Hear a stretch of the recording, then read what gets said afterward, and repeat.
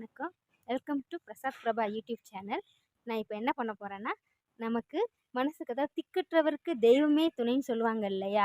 So நம்ம மனசு வருந்தி ரொம்ப கஷ்டத்தோடு இருக்கும்போது நம்ம மனசை யாரை தேடும்? சொந்த பந்தங்களையா? இல்லை இல்லை, நிச்சயமாக தெய்வத்தை மட்டும்தான் நினைக்கும். நம்ம போய் ஒரு இடத்துல அமைதியாக உட்காந்து நம்மளுடைய கஷ்டங்களை எல்லாம் சொல்லி நம்ம தெய்வத்திட்ட முறையிட மாட்டோமா அப்படின்னு எவ்வளோ நாள் நம்மளுடைய மனம் ஏங்கும். ஆமாங்க, அதுக்கு சரியான இடம் கோவில் தாங்க. ஸோ உங்களுக்கு இப்போ ஒரு பிரசித்தி பெற்ற உங்களுடைய கஷ்டங்களையும் தீர்க்கக்கூடிய ஒரு ஆலயத்தை பற்றி நாங்கள் உங்கள்கிட்ட சொல்கிறேன். ஸோ மறக்காமல் முடிஞ்சால் நீங்கள் அந்த ஆலயத்தை விசிட் பண்ணிவிட்டு போங்க, ஓகேவா? இப்போ இந்த கோவில் மேலூர் டு திருப்பத்தூர் காரைக்குடி மார்க்கமாக செல்லும் அந்த ரோட்டில் கீழவளவு அருகில் வீரகாளி அம்மன் கோவில் அப்படின்னு ஒரு இடம் இருக்குது. ஸோ வீரகாளி அம்மன் கோவிலுக்கு மிக அருகில் தான் இந்த ஆலயம் அமைந்திருக்கு.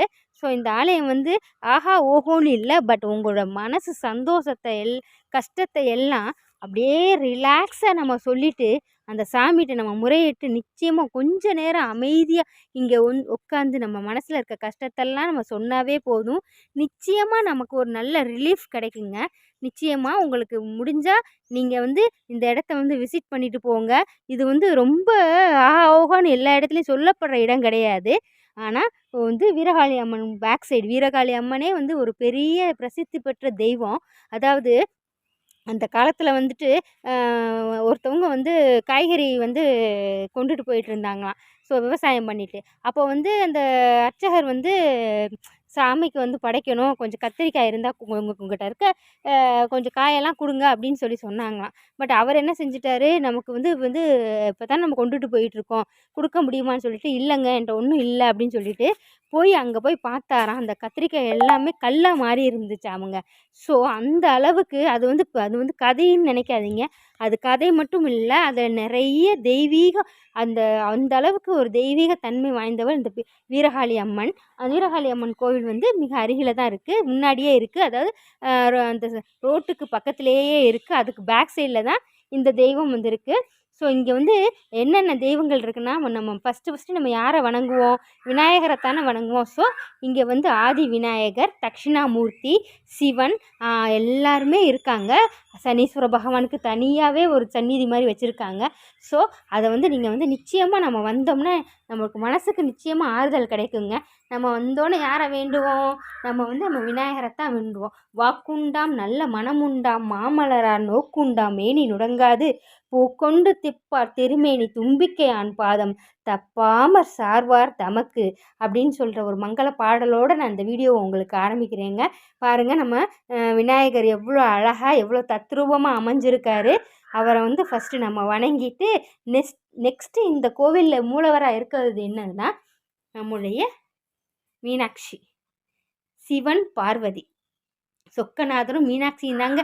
இங்கே அவ்வளோ அழகாக அம்சமாக 2 பேரும் அவ்வளோ ஒரு கண்ணுக்கு குளிர்ச்சியாக அமைந்திருக்காங்க. பார்த்தீங்களா? எவ்வளோ சந்தோஷமாக இருக்குது பார்த்தீங்களா? நம்ம மீனாட்சி கையில் கிளியோட எவ்வளோ அழகாக அவ்வளோ சந்தோஷமாக இருக்கா பார்த்தீங்களா? அவங்களோட சொக்கநாதரோட அவர் மனதிற்கு பிடிச்ச சொக்கநாதரோடு அமைஞ்சிருக்காங்க. ஸோ தம்பதி சகிதமாக நீங்கள் இந்த கோவிலில் அமர்ந்து இந்த கோவிலை நீங்கள் வணங்கிட்டு போனீங்கன்னா நிச்சயமாக உங்களுக்கு நீங்கள் என்ன நினச்சி வந்தீங்களோ அது நடக்கும்ன்றது இது உண்மைங்க, நிதர்சனமான உண்மை. ஏன்னா நம்ம எல்லா அதாவது ஒரு இடத்துல பாசிட்டிவ் எனர்ஜி இருக்குன்னு சொல்லுவாங்கல்ல. ஸோ இங்கே எல்லாருமே தனக்கு மனசில் இருக்க கஷ்டத்தை தெரிவிச்சிட்டு போகிறாங்க. நிச்சயமாக நடக்குது. அவங்க என்ன நான் கடவுளே இது நடந்தால் உனக்கு இதை நான் செய்கிறேன்னு சொல்லி என்ன அவங்க பண்ணிட்டு போகிறாங்களோ அதை பண்ணிட்டு போகிறாங்க. இது ரொம்ப ஆஹா ஓஹோன்னு இல்லைன்னாலும் அமைதியாக அவ்வளோ அமைதியாக சாந்தமாக அருள்வாக்கு அவங்க அருள் பண்ணிக்கிட்டு இருக்காங்க. எத்தனையோ பேர் கஷ்டங்களை எல்லாம் நம்ம கடவுள் தீர்த்து கொண்டு இருக்காங்க. பாருங்கள், நம்ம முருகன் ஐயா இங்கே வீட்டு இருக்காங்க வேலோட. வேல் வேல் வெற்றி வேல். அவனுக்கு நேர் எதிர் சன்னதியில் நம்ம நந்தீஸ்வர பகவான் அமர்ந்திருக்காங்க. ஸோ சின்ன வயசுலேருந்து எங்களை என்ன சொல்லுவாங்க, நம்ம ஏதாவது மனசில் வேண்டிக்கிட்டு நம்ம நந்தீஸ்வர பகவானோட காதில் போய் அதை மெதுவாக ஒரு காதை அடைச்சிட்டேன்னா ஒரு காதில் மறந்துடுவாராம். ஸோ ஒரு காதை அடைச்சிட்டு இன்னொரு காதில் சொல்லிட்டு போனால் நிச்சயமாக நடக்கும்னு நம்ம சின்ன வயசில் எல்லாருமே பண்ணியிருக்கோம். அது உண்மை தான், இப்போவும் அது உண்மைதாங்க. ஸோ நம்ம மனசில் என்ன நடக்கணும்னு நினச்சோமோ அது யார்கிட்டையும் சொல்லாமல் நந்தீஸ்வர பகவான்கிட்ட ஓதுனாவே அவர் சிவனை நம்ம சிவன் பகவான்கிட்ட போய் சொல்லிடுவார். ஸோ அது நிச்சயமாக நடக்குங்க. ஸோ இப்போ பாருங்கள் இவ்வளோ அழகாக நேர் எதிர் சன்னியில் சொக்கநாதருக்கும் மீனாட்சி தாய்க்கும் நேர் சன்னியில் நம்ம வந்து நந்தீஸ்வரன் மிக அருமையாக அமர்ந்திருக்காங்க. இவ்வளோ ஒரு அம்சமாக இருக்குல்ல பார்க்கவே. ஸோ அது மட்டும் இல்லாமல் ரொம்ப ஆரவாரம் இல்லாமல் அமைதியாக இந்த இடத்துல நீங்கள் உட்காந்து மனசார நீங்கள் என்ன நினச்சிங்களோ, எவ்வளோ கஷ்டம் உங்கள் மனசில் இருக்கோ எல்லாத்தையும் இந்த கடவுள்கிட்ட நீங்கள் சொல்லி மனசார வேண்டினீங்கன்னா நிச்சயமாக அது நடக்குங்க. அது 100% உண்மை. நீங்கள் முடிஞ்சால் ஒரு தடவை வந்து பார்த்துட்டு போங்க. இந்த கோவில் வந்து மிக பிரசித்தி பெற்றது. ரொம்ப ஆஹா ஓஹோன்னு இருக்க கோவில் இல்லை. ஆனால் அமைதியாகவே அவ்வளோ எல்லா சக்திகளும் படைத்து எல்லா கடவுளுமே இங்கே அமைதியாக வீட்டிலிருந்து அவங்கவுங்க பணிகளை செஞ்சிட்ருக்காங்க.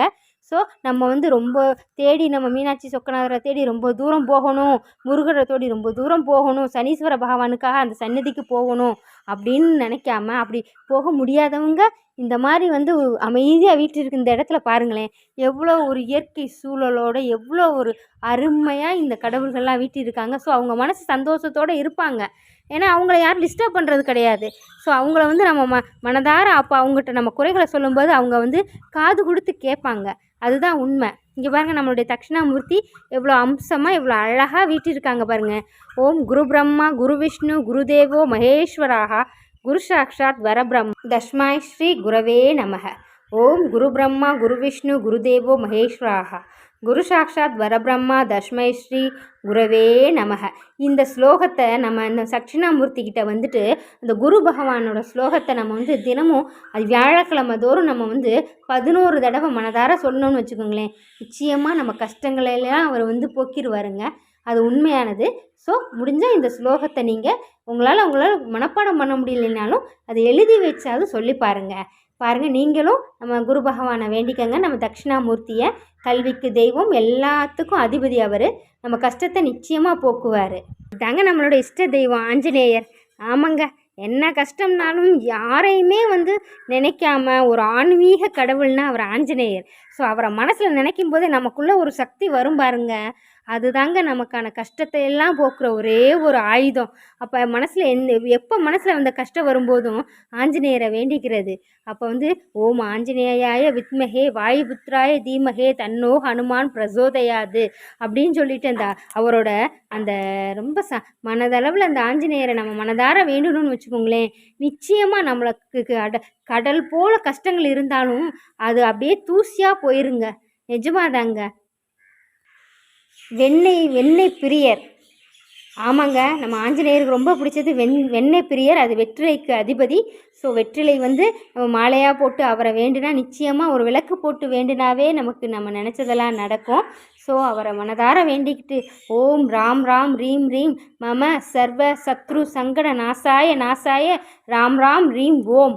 ஓம் ராம் ராம் ரீம் ரீம் ஓம் ஓம் மம சர்வ சத்ரு சங்கட நாசாய ராம் ராம் ரீம் ஓம்னு சொல்லிட்டு மனதார வேண்டிக்கிட்டு இந்த ஸ்லோகத்தை நம்ம 18 முறை சொல்லி பார்த்தோன்னு வச்சுக்கோங்களேன்.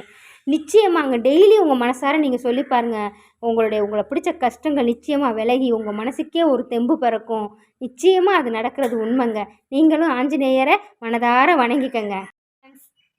எனக்கு வந்து மனசு கஷ்டமாக இருக்கும்போது நான் இங்கே வந்து கொஞ்சம் நேரம் அமைதியாக இருந்து மனசில் இருக்க கஷ்டங்களெல்லாம் கடவுள்கிட்ட சொல்லி வேணாவே எனக்கு மனசுக்கு நல்ல ரிலாக்ஸேஷன் கிடைக்குது. அதே மாதிரி ஒரு பாசிட்டிவ் வைப்ரேஷனும் இருக்குது. ஸோ உங்களால் முடிஞ்சால் நிச்சயமாக இந்த சந்நிதிக்கு வந்து நீங்கள் வணங்கிட்டு போங்க. நீங்கள் வேறு எதுவும் கொண்டு வர வேண்டாம். மனசில் கஷ்டத்தோடு வாங்க. இங்கே மனதில் வந்து கடவுள்கிட்ட அமைதியாக உட்காந்து உங்கள் கஷ்டத்தையெல்லாம் போக்கிட்டு சந்தோஷமாக போங்க. ஓகேவா ஃப்ரெண்ட்ஸ்? Okay, thank you. முடிஞ்சால் பிரசாத் பிரபா சேனலை லைக் பண்ணுங்கள், ஷேர் பண்ணுங்கள், கமெண்ட் பண்ணுங்கள், மறக்காமல் சப்ஸ்கிரைப் பண்ணுங்கள் ஃப்ரெண்ட்ஸ். தேங்க்யூ, பாய். அரச மரம் இவ்வளோ அரச மரமும் ஆலமரமும் ரெண்டுமே சேர்ந்துருக்குங்க. ஸோ அவ்வளோ ஒரு கண்ணுக்கு குளிர்ச்சியாக அந்த பறவைகளோட ரீங்காரத்தோட ஒரு அமைதியான சூழலில் இருக்குங்க இந்த கோவில். ஸோ இங்கே வந்து நம்மளுடைய கஷ்டங்களெல்லாம் தீர்த்துட்டு சந்தோஷமாக ஒரு தெய்வீக தன்மையோடு போகலாம்ங்க. ஸோ முடிஞ்சால் வந்து எல்லோரும் இந்த இடத்த வந்து விசிட் பண்ணிவிட்டு போங்க. இது ஒன்றும் ரொம்ப தூரத்தில் இல்லை. இது மதுரை மாவட்டம் மேலூர் அருகில் கீழவளவு மற்றும் பக்கத்தில் சருகுவளையப்பட்டி செல்லும் வழியில் வீரகாளி அம்மன் கோவிலுக்கும் பக்கத்தில் இது வந்து பேக் சைடில் இந்த கோவில் அமைஞ்சிருக்கு. ஸோ முடிஞ்சால் நீங்கள்லாம் வந்து வணங்கிட்டு கடவுளோட அருளை பெற்றுட்டு போங்க. ஓகேவா ஃப்ரெண்ட்ஸ்? தேங்க்யூ. இதமாக அமைஞ்சிருக்காங்க. ஸோ சனீஸ்வர பகவானும் அவருடைய மனைவி மாந்தாதேவி, நீலாதேவி அப்படின்ற நேமில் அவங்க பேரோட, அவங்க மனைவி பேர் மாந்தாதேவி. ஸோ அவங்களோட இவரும் வந்து தம்பதி சகிதமாக தான் அமர்ந்திருக்காரு பாருங்களேன். நான் சொன்ன இந்த கோவிலை வந்து அமைச்சது வந்து நிறைய பேர் கிடையாது, ஒரு தாத்தா தான். அவர் ஒரு 5 வருஷமாக தன்னோட சொந்த செலவில் முடிஞ்ச அளவுக்கு கொஞ்சம் கொஞ்சமாக வந்து இந்த கோவிலை வந்து நிர்வகித்து இப்போ டெவலப் பண்ணி வச்சுருக்காரு. ஸோ இந்த கோவிலை பற்றி டீட்டெயில்ஸ் உங்களுக்கு வேணும்னா இந்த மாதிரி 9585970244 இந்த நம்பருக்கு நீங்கள் கால் பண்ணி கேட்டுக்கங்க. ஓகேவா ஃப்ரெண்ட்ஸ்? தேங்க்யூ.